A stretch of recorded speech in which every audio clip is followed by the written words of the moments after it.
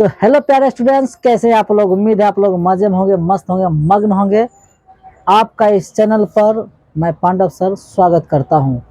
आज की इस क्लास में हम लोग पढ़ने वाले हैं बिहार बोर्ड की क्लास 12th का इंग्लिश में दूसरा चैप्टर, जिसका नाम है भारत इज माई होम, जिसके राइटर यानी लेखक जो हैं वो है डॉक्टर जाकिर हुसैन। तो आइए आज इस क्लास को स्टार्ट करते हैं। थोड़ा सा आसान तरीके से हम लोग समझने का प्रयास भी करेंगे। दूसरा चैप्टर है भारत इज माई होम। इसके जो राइटर है वो हैं डॉक्टर जाकिर हुसैन।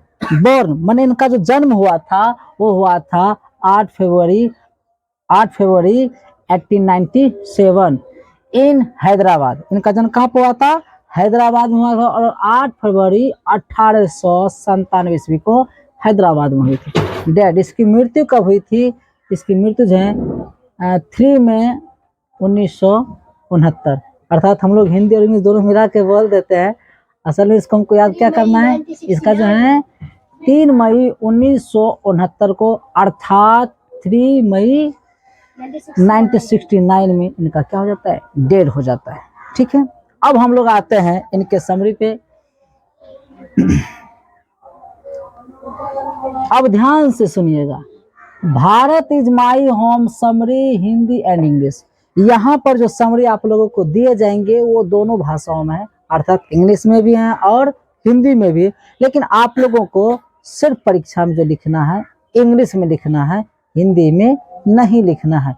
हिंदी में आप लोगों को समझाने के लिए लिखा हूं, लेकिन आप लोग जब भी एग्जाम देने जाए इसको सिर्फ और सिर्फ इंग्लिश में लिखना है।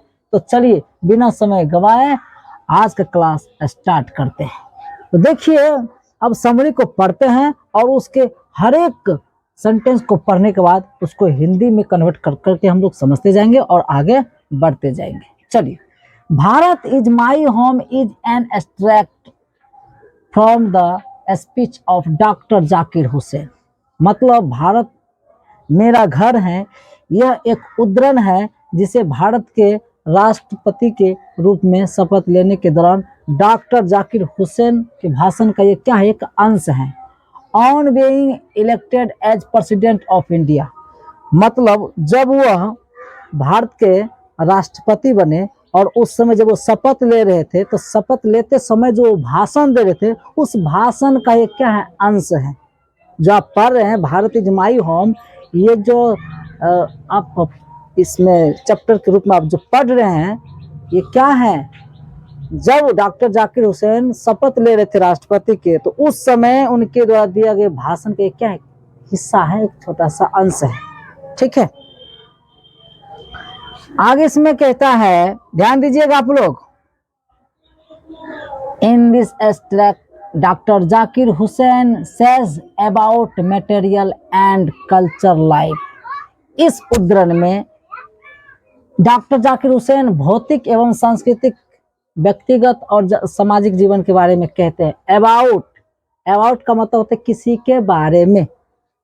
About material and culture life, individual and social life, हमारा जो सामाजिक जीवन होता है उसके जीवन के बारे में, किस तरह से भौतिक और सांस्कृतिक और व्यक्तिगत सामाजिक जीवन होता है उसके बारे में बात करते हैं। और कहते हैं he wants to work not only for the betterment of individual being but also for social life. वो किसी खास व्यक्ति की भलाई के लिए काम नहीं करना चाहते हैं। डॉक्टर जाकिर हुसैन किसी खास व्यक्तियों के लिए या किसी खास व्यक्ति के लिए काम करना नहीं चाहते हैं, बल्कि पूरे समाज की भलाई के लिए काम करना चाहते हैं। अब होता है क्या कि अगर कोई व्यक्ति बड़े होते हैं तो सबसे पहले अपने जो उसके बगल के नजदीकी या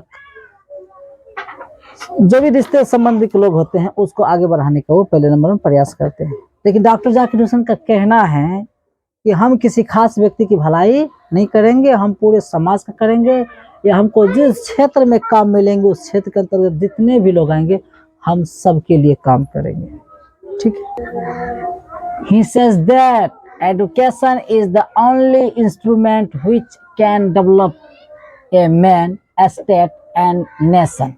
इस कहने का मतलब वो कहते हैं, he says that वो कहते हैं एडुकेशन में शिक्षा होता है, आप सबको मालूम होना चाहिए।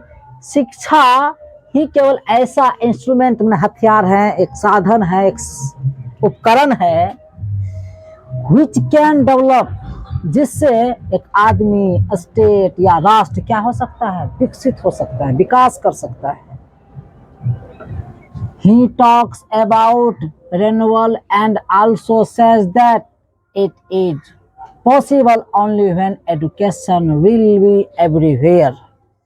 इसमें कहते हैं कि रेनुअल मतलब नया या नयाकरण करना, नवीकरण जिसको कहते हैं, वह नवीकरण के बारे में बात करते हैं और कहते हैं कि तभी संभव है, दैट इज पॉसिबल, ये तभी संभव है जब प्रत्येक जगह पर शिक्षा होगी, हर जगह शिक्षा होगी। एवरीवेयर, एवरीवेयर का मतलब होता है हर जगह जब शिक्षा ही शिक्षा होगी तो स्वाभाविक है कि हम लोग विकास करेंगे और आगे भी बढ़ेंगे, ठीक है, डेवलप भी होंगे, ठीक है।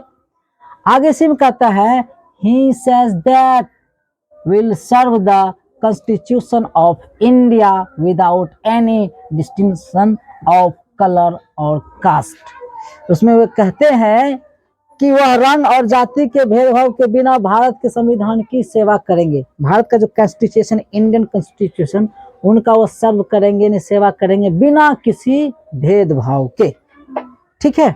आजकल लोग जाति के हिसाब से भेदभाव करते हैं, रंग रूप के हिसाब से भेदभाव करते हैं, तो उनका कहना है कि हम भारत के संविधान का पूर्ण रूपेण रक्षा करेंगे, उसके अनुसार से चलेंगे और हमें किसी से कोई मतभेद नहीं है। चलिए फाइनली अंत में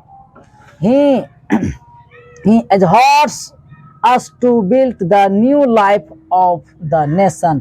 अंत वह हमें देश के नए जीवन के निर्माण के लिए प्रोत्साहित करते हैं। प्रोत्साहित का मतलब होता है कि आपको उठाते हैं, आपको जगाते हैं, जगो और नेक काम करने के लिए आगे बढ़ो। प्रोत्साहित करने का मतलब ये होता है अगर आप कोई काम कर रहे हैं और करते करते अगर आप थोड़ा सा पिछड़ जाते हैं तो आपको लगता है कि अब हम कुछ नहीं कर सकते हैं, वैसे अवस्था में अगर आपको हौसला देता है ये कुछ नहीं है, ये तो चलते रहता है, जगो दौड़ो, तुम भी जीत सकते हो, तो शायद उसके अंदर जुनून जगता है और वो फिर दौड़ने लगता है, उसको कहते हैं प्रोत्साहित करना, ठीक है। उम्मीद है कि आप इस चैप्टर को बढ़िया से समझ गए होंगे। तो नेक्स्ट वीडियो में मिलते हैं फिर हम नेक्स्ट टॉपिक के साथ, तब तक के लिए अपना ख्याल रखिए, धन्यवाद।